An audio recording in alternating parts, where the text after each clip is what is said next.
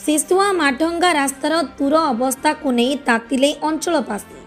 सालेपुर सिसुआ माठंगा रास्ता निर्माण अवधि सारी दीर्घ वर्ष सरुनी रास्ता कार्य ठिकादार को कामखियाली मनोभाव पर गमनागमन नाना असुविधार सम्मुखीन होउछंती हजार हजार पथचारी एवं अंचलवासी।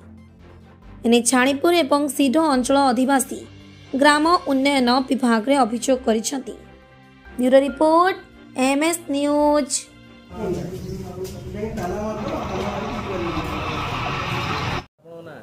अरुण नायक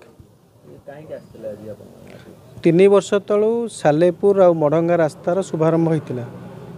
3 वर्ष भितर रास्तार किसी काम होनी जहाँ काम हो डिपार्टमेंट आउ कंट्राक्टर बेपरुआ मनोभाव नहीं लोक नाही नथिबा असुविधा अनुभव करचंती। जाफल कि जहाँ कम होता वर्षक तले रास्तार सब गोड़ी ऊपर को उठीगलानी आ धूली रे लोकंकर नाही नथिबा असुविधा होउची जेमती कि ठंडा जर काश बढ़ुची लोकंकर जो लोक मान रास्ता कड़े घर अच्छी से माने धूली रे पोती हो गले। आपणकर आम घर पाखे जनकर दुर्घटना जनित रास्तार पड़ी तार गोड़ भांगी छाणीपुर छक पाखु एमती बहुत असुविधा होची। आमे जेते थर डिपार्टमेंट गोचर को आणिलुणी जे प्रोब्लेम होती डिपार्टमेंट किसी शुणवार ना कि पदक्षेप नबार ना।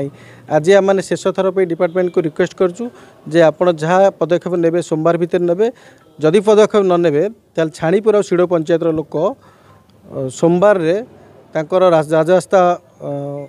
राजरास्ता को ओह्लैबे और आंदोलन को जारी रखिबे।